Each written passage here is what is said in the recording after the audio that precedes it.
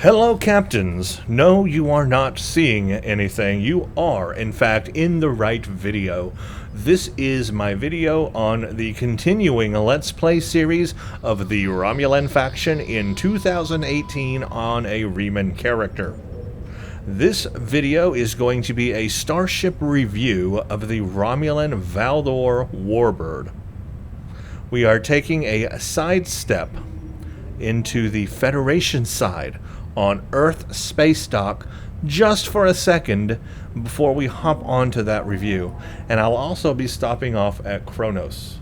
Reason being, I want to prove a point in the most direct way that I can possibly make a point.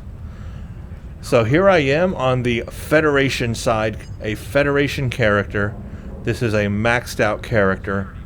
I am going to go to Starship and Shuttle Requisitions, where you get a new starship.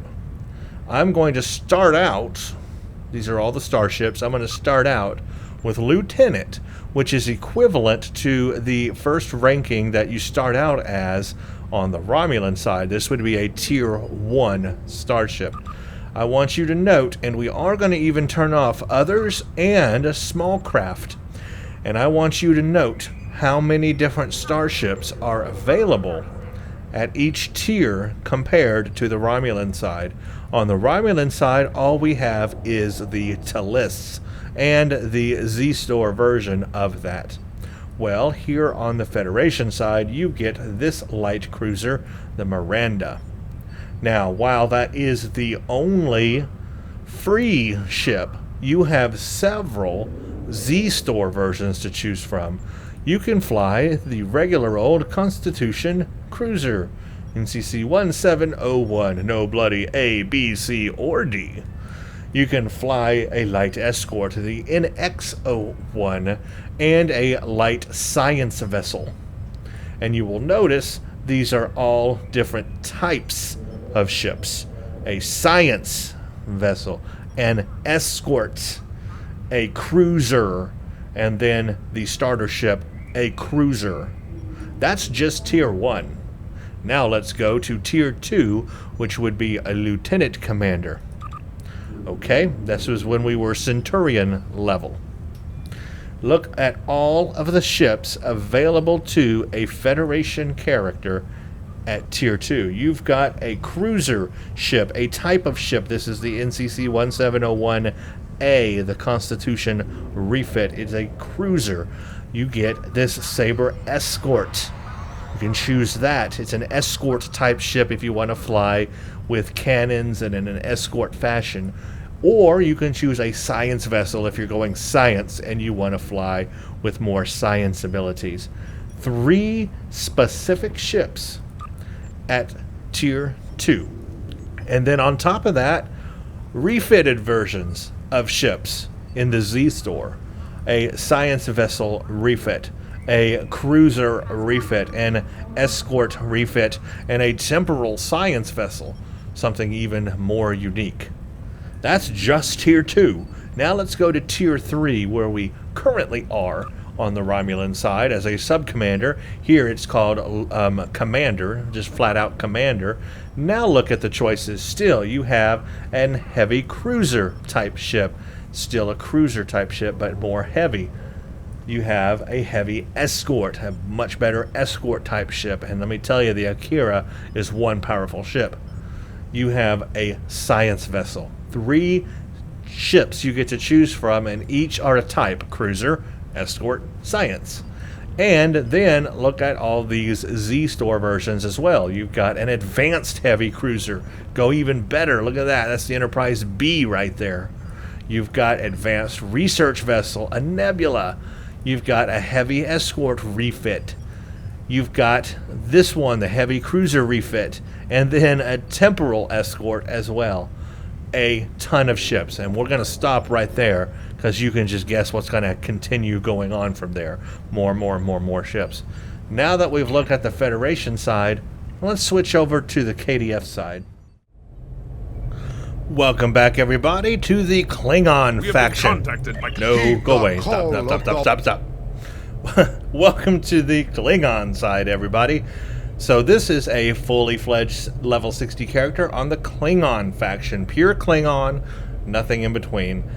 Now, I know the screen is dark, sorry about that, but now let's go to the ship and shuttle requisitions on the Klingon side. Get a new starship, and we'll make this bigger, and we'll do the same thing. Where'd it go? Closed it. Okay, here we go. Let's start with, again, Lieutenant rank, which is your Tier 1 starship on the Klingon side. And we'll also take off others and small craft. Okay? The Klingon side, alright, limited. Not gonna lie, you get the Burrell Bird of Prey or the Baroth Bird of Prey. This is very similar to the Romulan faction. So, there you go. Federation, they had several Tier 1 ships. So far, Klingon and Romulan, very, very little. Lieutenant Commander, Tier 2 ship. However, at Tier 2, it gets a little better than the Romulans because you've got the Goldan Bird of Prey or the Samra Raptor. Now, these are two different types of ships.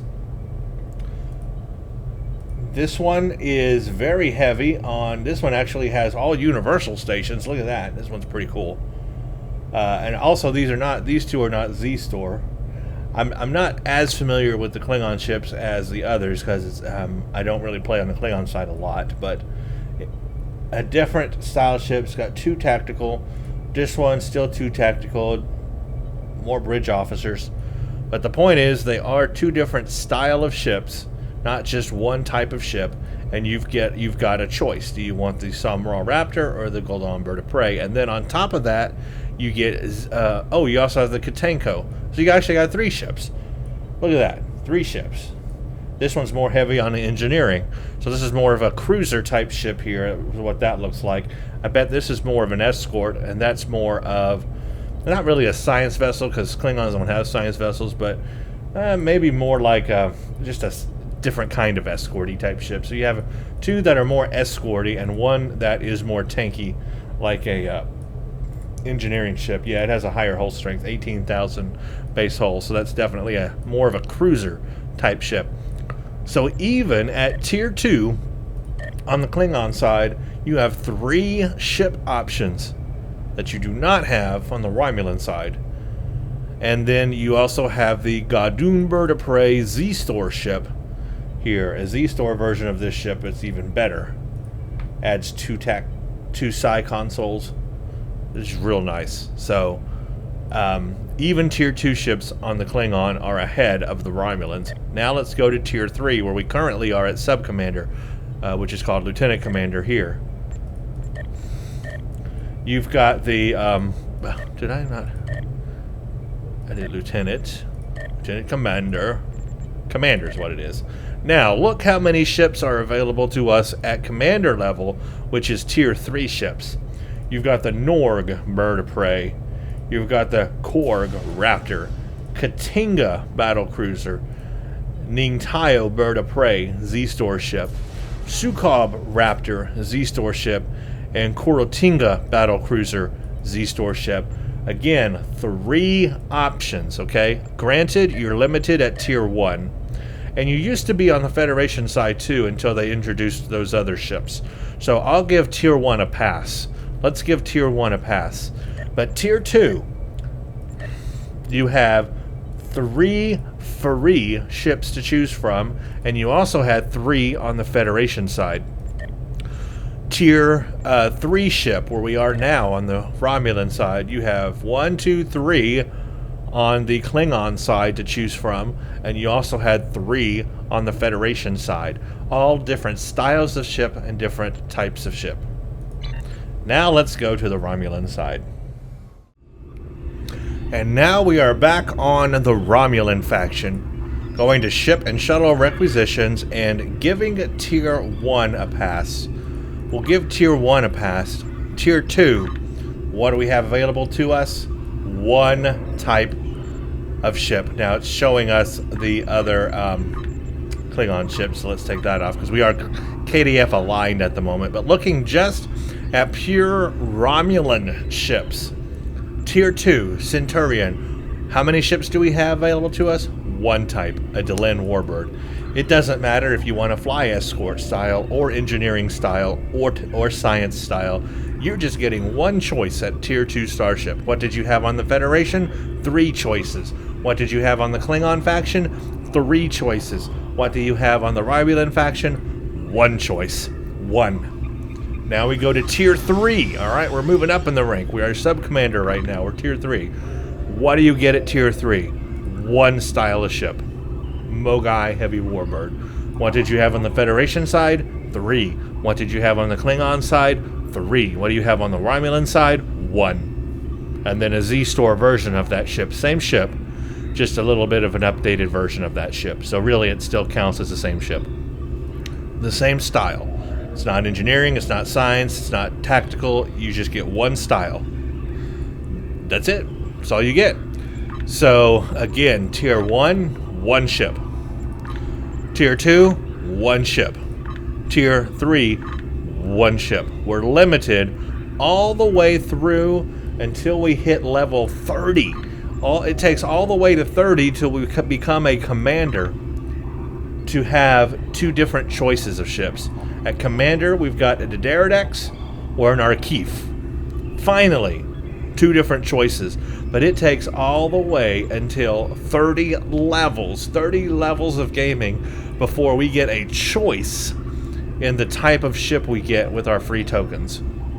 Whereas on the Federation and the Klingon side, you can even make that choice on the Fed side at Tier 1. And then especially Tier 2 and Tier 3. And on the Klingon side, definitely Tier 2 and Tier 3.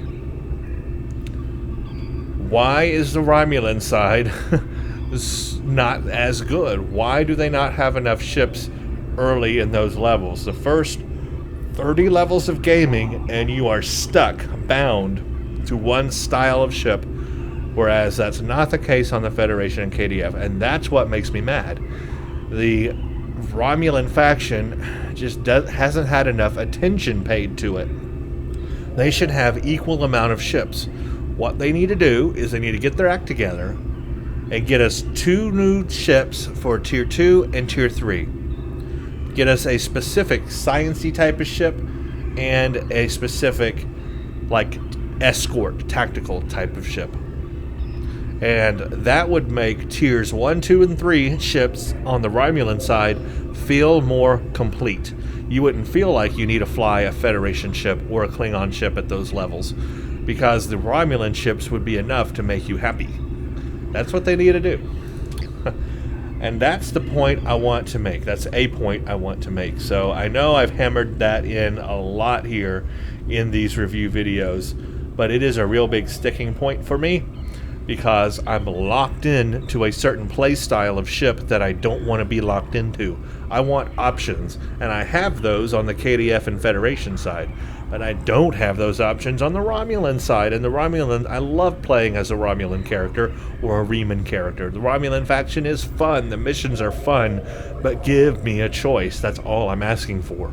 Give me a choice at these lower levels to have a little more fun in my play style and make the game a little more customized and unique. Because right now, everybody's flying the same ship at this level that we are at. Level 25 right now, Sub-Commander. We're all playing on the same ship. Come on. We need a little more flexibility there. Okay, now that I've totally honed all that into the ground, beaten a dead horse as much as I can, let's move on, because the ship I am reviewing is the ship I'm flying, that I've been flying for the past 5 levels. I am going to review the Valdore Heavy Warbird. The Valdore, obviously the only ship you can get at Tier 3. Let's first look at the free version of the ship, Sub-Commander. Sub-Commander, and take off the Klingon ships. So, at Sub-Commander, you get the Mogai Heavy Warbird. That's the free version of the ship with your token. The Mogai Heavy Warbird was a powerful ship utilized by the Romulan Star Empire toward the end of the 24th century. The Mogai has an average turn rate and impulse speed, but carries more weapons than the Delenn and has a significantly increased hull strength. The Mogai Heavy Warbird is equipped with a Romulan battle cloaking device. This cloaking device can be used in combat, but your weapon systems and shields are disabled while it's active. You get plus 10 to weapon subsystems, plus 5 to engine, can load cannons, Singularity Warp Core, Romulan battle cloak. It has 40 base power for all subsystems. Plasma Shockwave, Quantum Absorption, and Warp Shadows are your Singularity abilities. Now, this is an iconic ship. It was seen in Star Trek The Next Generation, and it is definitely an iconic ship. When you see this ship, you know it's Romulan. I like the looks of it. I like this ship. I just want a couple of other ships to play with too. But I do like this ship nonetheless. Now, I do feel that based on its turn rate, it's not really built for cannons. Yes, it supports them, but that doesn't mean that you can turn around fast enough to use them. I feel that beam weapons are the best to use because you will always hit your target, where with cannons you can not do that a lot of the time, especially if you can't turn fast enough. Also, something like cannon scatter volley, you're going to miss targets, but something like beam fire at will, you're most likely not. So I feel beams work better with this ship, but you do have the option to fly cannons. That's just my personal opinion. Now, on this ship, we have a Lieutenant Commander Tactical. We have a Lieutenant Engineering. We have a Lieutenant Science. And an Ensign Science. So it's actually got kind of heavy on the science there. And then big on the Lieutenant Engineering. So I would say this is closer to more of a cruiser type ship. More of a cruiser type ship with a little bit of science added on it. We have 1 engineering console, 2 tactical though, and 2 science. It's got 4 weapons, 2 aft, base hull of 22,000, shield modifier 1, base turn rate of 14, and device slots 3. There is a tier 6 version of this ship. Look at that, that looks cool. And then there is, of course, this Tier 3 Z-Store version of this ship as well. So basically, there's 2 Tier 3 versions of this ship. This one and then the Z-Store version. And then there's a Tier 6 version of the ship. So at in-game, if you want to fly a Mogai Tier 6 version, that exists too. It's called the Morrigu. And that's very cool. So that way you can fly this ship and have an in-game level Mogai, basically.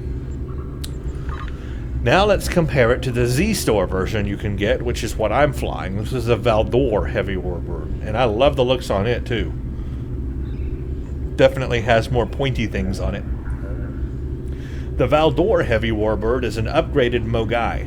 The Valdore takes its name from the IRW Valdore, the powerful vessel utilized by Commander Donatra in the battle against the Scimitar toward the end of the 24th century. The Valdore played a key role in the engagement, allowing the Romulan forces and their unlikely allies in the USS Enterprise to triumph in the battle. Like the Mogai, the Valdore has an average turn rate and impulse speed, but carries heavy firepower and has a high hull integrity and shields compared to earlier ship classes. The Valdore Heavy Warbird is equipped with a Romulan battle cloaking device. The cloaking device can be used in combat, but your weapon systems and shields are disabled while it's active. This ship comes with a universal shield absorptive frequency generator. This console modulates the EM frequency of all your energy weapons, sometimes causing your target's shields to bleed back via the beam to your ship. When this effect occurs, the console regenerates your shields proportionate to the damage you dealt to your target with that blast. Plus 10 weapons to subsystems, plus 5 to engine. It can load cannons. It's got that universal shield absorptive frequency generator, Singularity Warp Core, battle cloak, 40 base power, plasma shockwave, quantum absorption, warp shadow. So all the same features as the Mogai, except it's got that universal console ability. And also it looks like we have one more tactical console slot. So this gives us more energy damage with our weapons compared to the Mogai.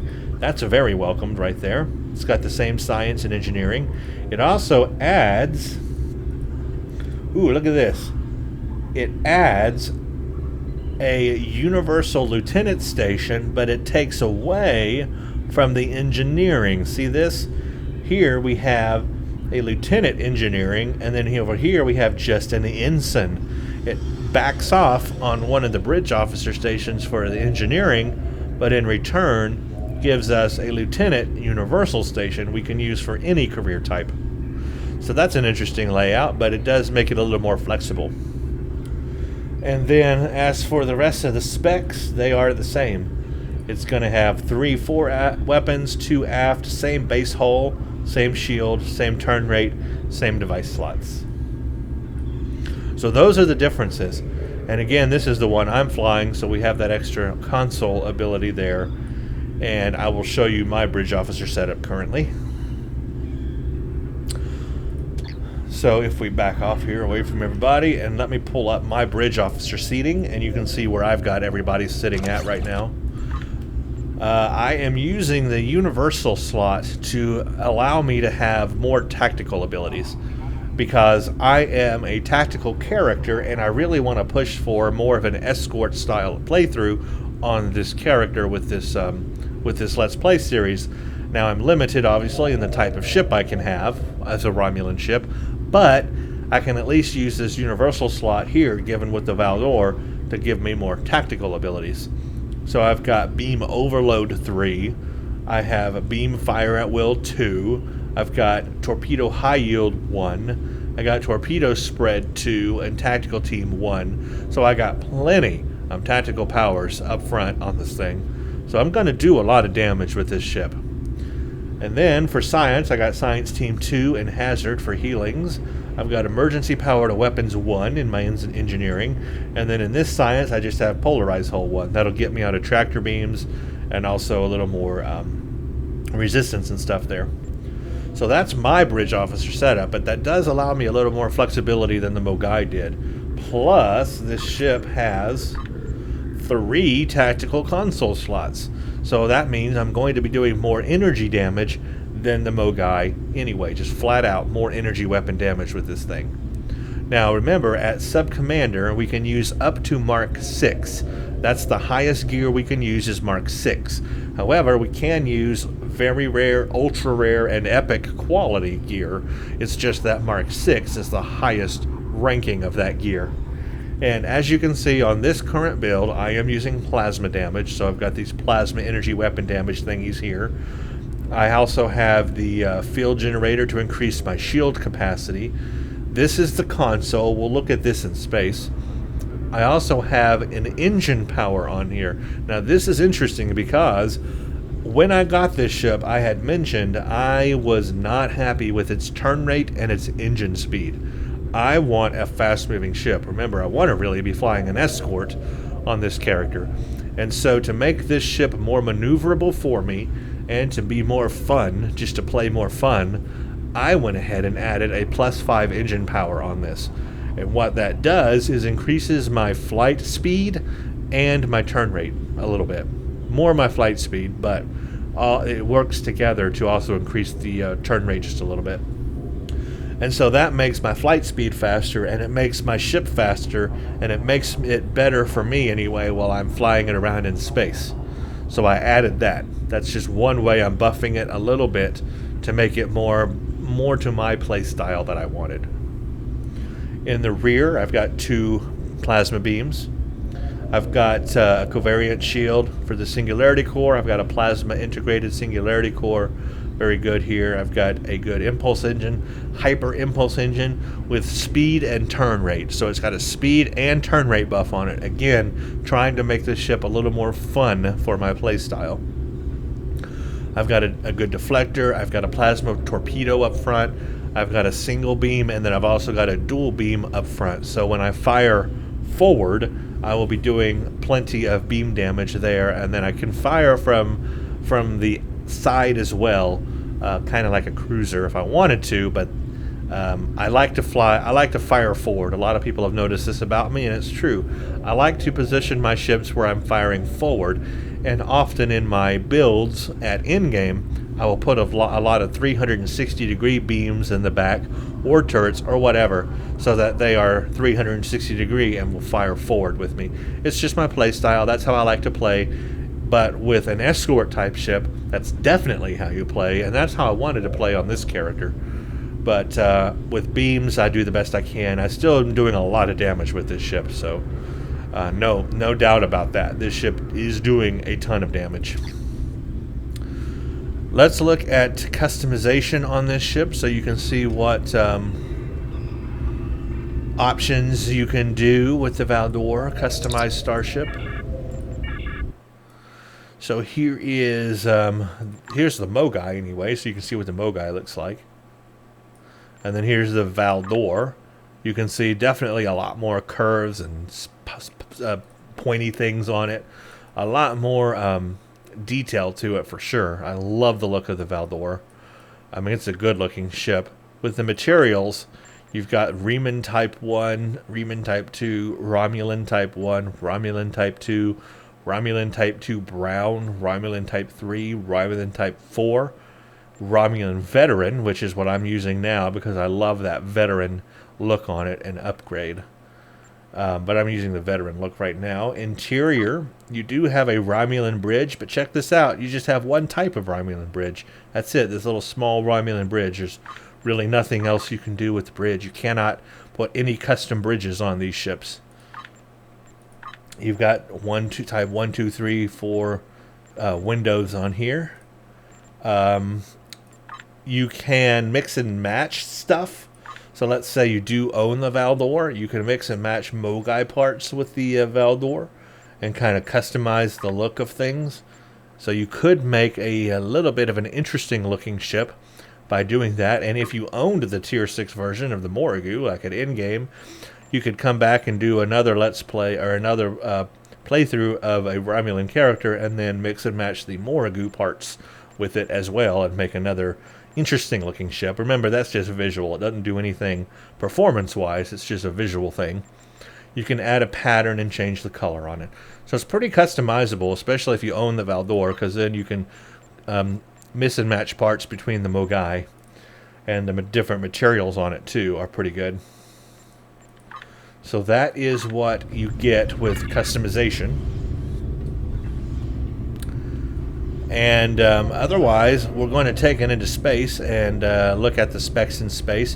One little thing before we move into space, though, I want to show you my skills, my space skills. This is important because this is going to be a buffed version of this ship. I have Impulse Expertise maxed out on this ship. Now, let's look at Impulse Expertise. This is plus 50 to Impulse Expertise. Total skill bonus equals plus 50. Total speed and turn rate bonus equals plus 20%. And then the next one down, total speed and turn rate bonus equals plus 34%. And finally, total speed and turn rate bonus equals plus 40% with this maxed out. So I am getting a pretty big, flat out speed bonus and turn rate bonus on this ship. Remember, I've also got plus 5 to engine power. So in my skills, my actual skill set here, my impulse power and my impulse speed and turn rate is buffed quite a bit in the skills themselves. And you're going to see that reflected when we go into space. So my turn rate and my speed on this ship when I'm flying it is going to be way more buffed than what you would get on this ship by default. By default, I thought the ship was just way too slow for me. So I did these things on purpose to improve that speed rate and that turn rate. So note that will be a big difference between when you fly the ship and what you see when I fly the ship. That's going to make a big difference. But I decided to put it there, and that's also going to help me when I do get the ability to have more escorty type ships. Man, those escorty type ships are going to be able to fly circles around the enemy. I'll be able to go in and go out fast. I'll be doing drifts all over space. It's going to be a lot of fun. I can't wait till I get to some escort warbirds or whatever. Let's go into space and we'll look at my specs.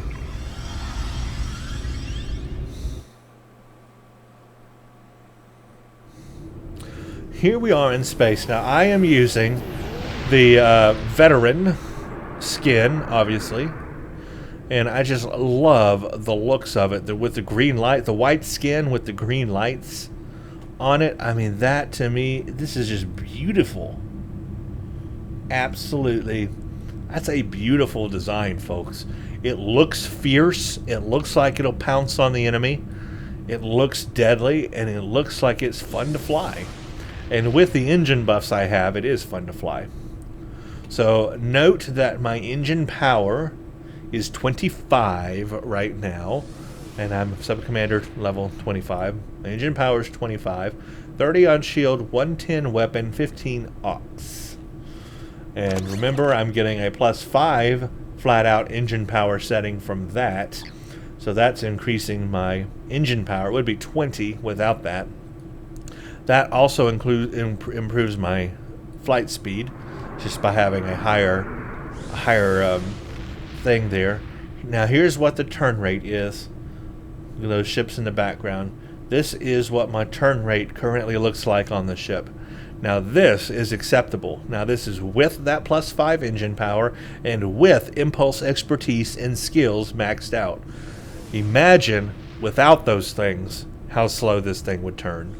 And that's why I feel that it's not really built for cannons. Yes, it can support them, but the turn rate would be so slow you would not ever be able to hit your targets very well because the ship just turns too slow to get around to shooting them. Now with these buffs that I've got on here, it's a little bit better.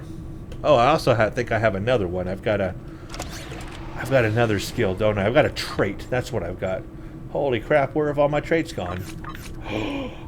All my traits disappeared. Holy crap, guys, what the heck? Okay, I used to have traits here, but apparently they've disappeared on their own. How many missions have I been playing with my traits gone? I wonder. We haven't really done a ton of ship battles, and I've had good success, but how many missions have I been playing with my traits gone? I can't believe I had traits here, guys. I don't know what happened. I did have traits here. I don't know how many missions I've been playing with them disappeared, but this is a bug. I've seen this in the game before, and it's a stupid bug. And apparently, it's a bug that's now affecting me, because I had no idea my traits were gone. So I'm going to have to redo my traits. But the reason why I brought this up is I was going to show you that I did add, under space traits, one of the traits I added was something to do with flight speed, I think. Thrill Seeker, that's what it was. I had Thrill Seeker on here. Thrill Seeker is a +15% flight and full impulse speed. That's the trait I'm missing. So I had Thrill Seeker on here. So I'm going to go ahead and add just Thrill Seeker. I know I've got to add all the other things. So my power levels are actually not accurate. You know what? I need to put on the ones that make my power levels accurate. The Warp Specialist. Maybe I don't have that here. I got Shield Technician, Shield Frequency. Hold on, guys. This is crazy that my traits have disappeared. I had Operative. I'm not sure which ones I had. I'm going to have to go back through here and do them all. I know I had Beam Training. I had... Sorry about this, guys. I can't believe I'm having to do this. I had Accurate. One more. I just need one more. Let's see. What shall we do for the one more? Let's go ahead and do Projectile Training. So my beams and my projectiles are doing more damage. Okay. Alright, let's do that. Now, in order for this to hit, we need to change instances. Transfer in... No. Transfer now. Come on. I don't want to transfer in so many seconds. Let's beam back to the command center, and then we'll beam back to space, and then those traits should be active. If they're still there, if they don't disappear again. Okay, they're still there. Now let's beam back up. Now these traits will be active.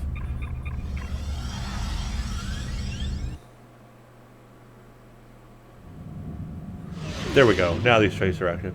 That didn't change my power levels. I guess I don't have the warp efficiency one. Anyway, now I have that fixed. Okay, so Thrill Seeker. This is one I also have added to increase my flight speed and all that. So as you can see, Thrill Seeker is plus 15% flight and full impulse speed. So that's 3 separate things I have there to improve my flight and full impulse speed. Now let's check out my turn rate with that. So this is my turn rate with Thrill Seeker. It's a little bit better. It's the best I'm going to get on this ship anyway.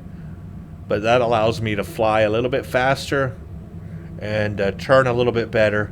And that makes my whole play style a little more fun with this ship. I still don't think it's good enough for cannons, but it's definitely good enough for beams. So these are the buffs I'm flying with for flight speed and turn rate and all that. And that just makes this ship a little more fun. My turn rate is now 23.5 degrees per second. So remember, it was 14 by default, and we're at 23.5, so that's how buffed it is. And my flight speed is 15.18. And here's all my other specs. My stealth detection rating is 6.30. Power transfer rate is at 300%, so I've got a really good power transfer rate, and that's because of this singularity core here is doing a 1 plus 100% power transfer rate. I've got defense rating of 40.5. My hull strength is 22,660. I think that's like base hull for this ship, so that's not really buffed. My hull repair rate is 45% a minute. My shield strength is pretty puny, but obviously I'm just Mark 6, you know, stuff. 5627 shields. No resist on anything. My accuracy is 25. My crit chance is 6.5. Crit severity is 59.5%. 15.18 flight speed. 23.5 turn rate. And those are my specs that I've got right now. For this level of ship, it's very good. It's all very good. It's the best I'm going to get anyway until we hit level 30 and get another ship. Here's what my DPS levels are. My dual beam here is doing 907 plasma and 726 DPS. Single beam up front is doing 570 DPS, 713 plasma. The torpedo is doing 359 DPS and 2877 kinetic. The beams in the back are doing 583 DPS, 728. And this one's doing 558 DPS and 698. I've got my battle cloak, of course. I can cloak. And then it allows me to buff up. I can hit all my powers while I'm cloaked. Then get right close to the enemy. And then uncloak. And when I do that, I get plus 5,145.8 stealth. I get minus 5 current shield power per second. After 3 seconds, I get plus 10 flight turn rate, plus 3 flight speed, and plus 50 defense rating. Okay, after decloaking, I get plus 25% bonus damage for a brief duration. So if I hit all my powers, uncloak, and fire, I get a damage buff. So that's definitely something to remember to take advantage of with the battle cloak. Okay, and now we can take a look at the Universal Console, where is that ability at? Oh, I know. The Universal Console ability is automatic. The Universal Console ability does not have an activation option. There's no way to like hit a button and activate it. It is a passive ability. It'll just happen automatically. And it says here, when below 90% on any shield facing, there's a 2.5% chance per shot for all energy weapons to restore my shields for 200% of outgoing damage. So this will just happen when my shield facing is below 90% on any facing. It can kick in and I'm doing damage to the enemy, and that damage can come back to me and heal my shields. It'll just happen automatically. I don't have to activate it. But there's only a 2.5% chance per shot that it will happen. So I don't have to activate this ability. It'll just happen while I'm in combat. I may get some shield heals while I'm in combat, basically. It is part of the Enhanced Weapon System Efficiency set. If you have the ablative hazard shielding and ionized particle beam, you get a set 2 bonus called Enhanced Weapon Systems Efficiency and then Experimental Alloy Plating. What do all those do? Well, the set 2 bonus gives you plus 5 weapon power, plus 25 resistance to weapon power drain, and minus 25% weapon power cost. And then the final ability gives you plus 5% maximum hull capacity, and what I would like here, plus 35% flight turn rate. So you can get a turn rate buff if you have this whole set. I don't know where you get these other things from. I'm guessing one is probably from the tier 6 version of this ship. I don't know where you get the other thing from, because the free version doesn't come with a console. So I'm not sure where where all of these things come from. But they're out there, and I guess if you can get them all with all the different ships you would have to get them, then you would have all of these abilities on the ship. Of course, then you would lose a lot of consoles too. You would have to put one in engineering and one in science, so you would lose all of your engineering and science consoles just to have that whole set. I don't know if that's worth it or not, but that's what it would do anyway. Okay, are my traits still on here? Yes, good. I can't believe they disappeared. I'm gonna have to go add my ground traits back later, and I'll go through and just double check those are really the traits I want. But yeah, I know I want beam training, and I guess projectile is good for now, and operative gives me critical chance, critical severity, that's accuracy, and then thrill seeker. Yeah, that's a pretty good setup for right now, so I'm going to stick with that. Now that we've looked at all the specs on this ship, let's take it into combat.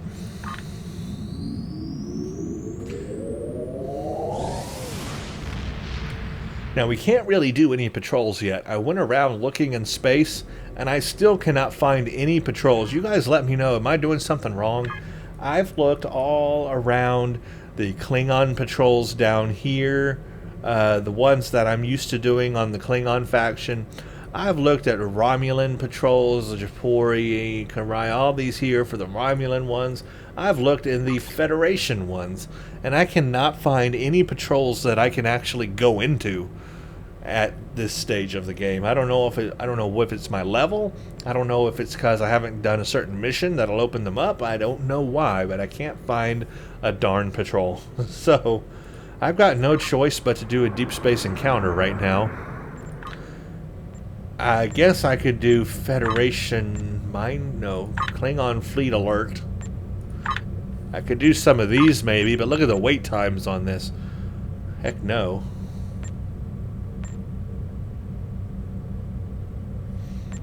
I could activate it and see if we get in, but I doubt it. There's only 3 queued right now. We will do a deep space contact, and maybe I'll try waiting in a queue. I don't know. There's not a lot that I can do. Not a lot is opened up to me just yet. But I would like to do Klingon Fleet Alert. That would be fun. Maybe we'll do this. We'll do this deep space encounter, whatever it is. I have no idea, and then we'll see if we can wait just a little bit for a queue here to open up. That's about all I can do right now at this level. So what is to watch for while I'm in combat is to see if any of my shield facings automatically get a big heal. If they get a heal, that is the console doing its thing.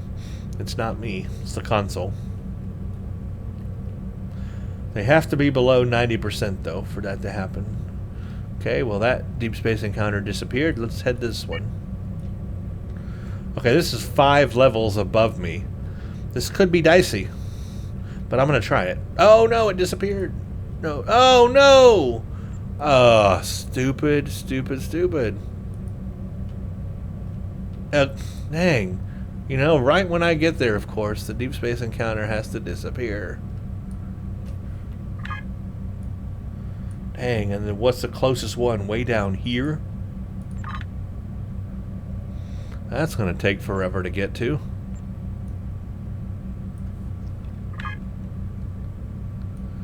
Well, I'm not going to make it. By the time I get there, that one will be gone. This is what I hate about the deep space encounters. I can only go as fast as I can go. I can't go any faster than warp 7.78.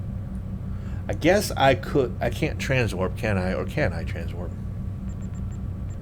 I could go to K13. Okay, let's go to K13, and maybe I can get over there a little quicker that way.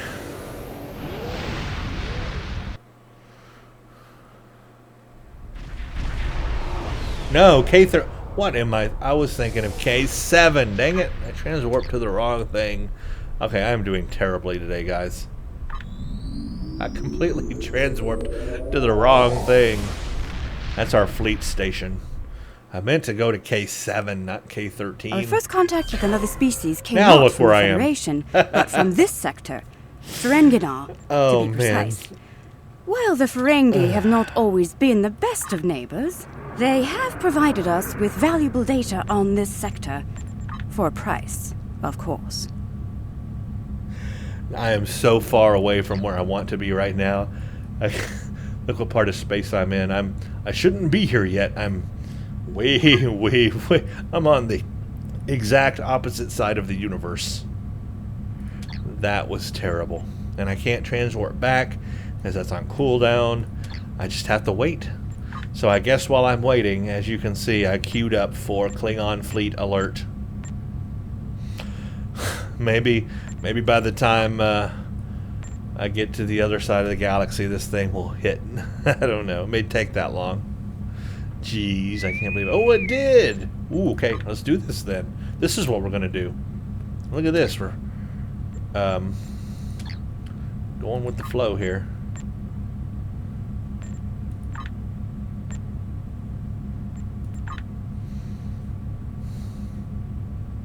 Yes, no, maybe.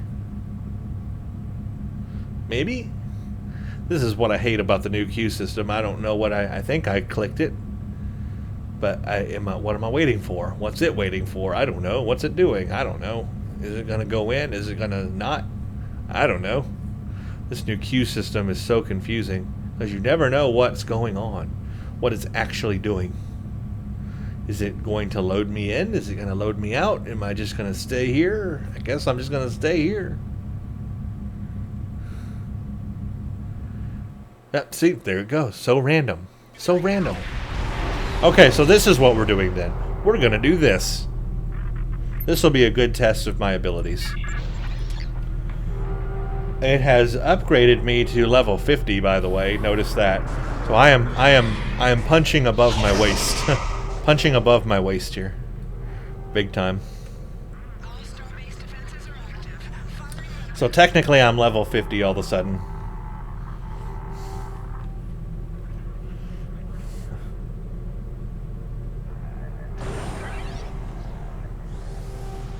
I think.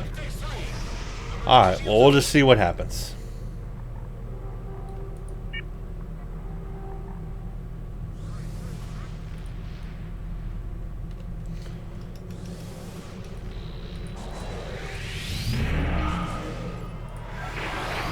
This should be fun. Here we go.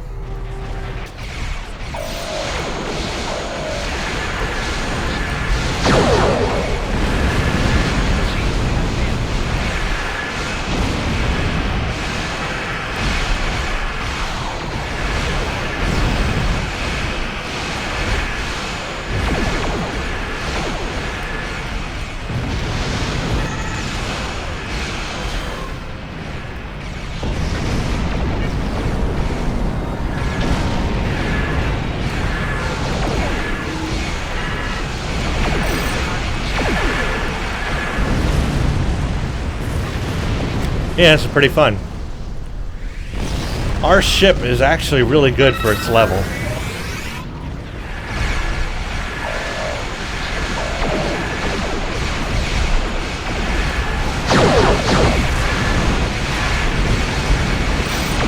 Here we go.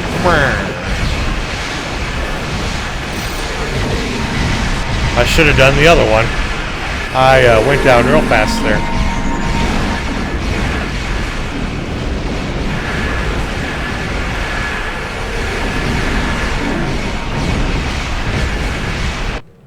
My hull strength leaves a lot to be desired, so I got in a little too heavy there. I am playing above my level.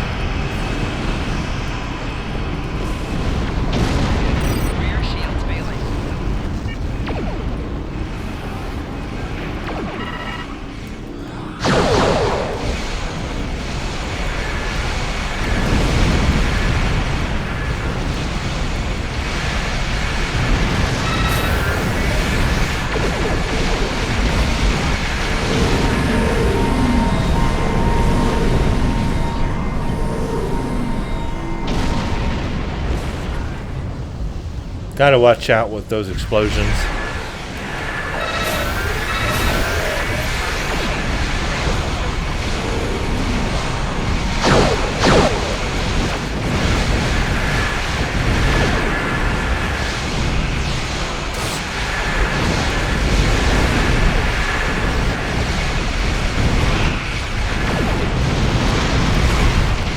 Ah, man, beat it again.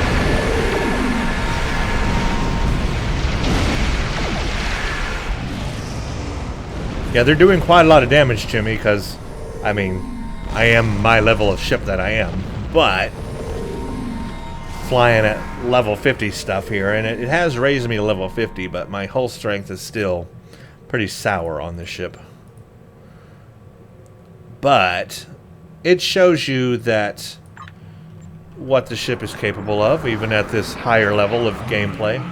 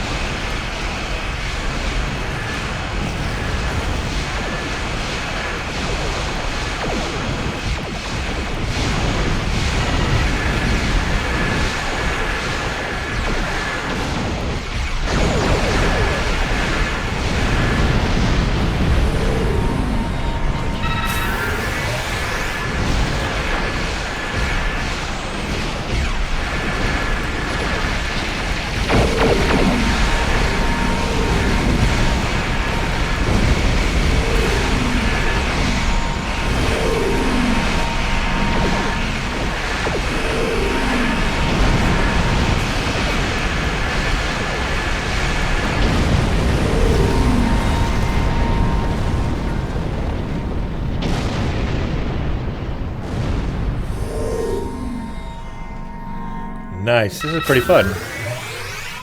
Here we go, siege group.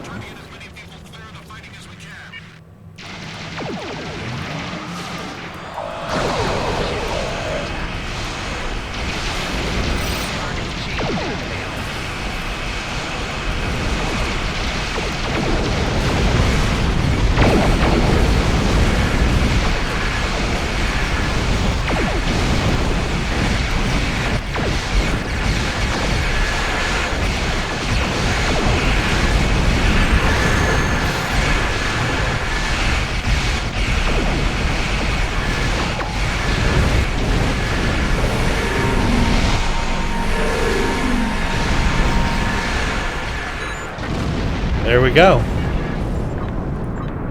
Congratulations, Sub-Commander. And I leveled up. That was very fun. And I got some fleet marks for the first time. So, you saw my ship in action. I think that's a pretty good representation there. I don't want to do this too much, because again, I don't want to level up too fast, because I've still got a lot of missions to play. But that gives you guys a good idea of what this ship is like in some pretty intense combat, and that was very intense combat for this level of ship. We were flying at level 50 level stuff here, and it raised me to level 50 for this, so I'm doing like more DPS and stuff right now.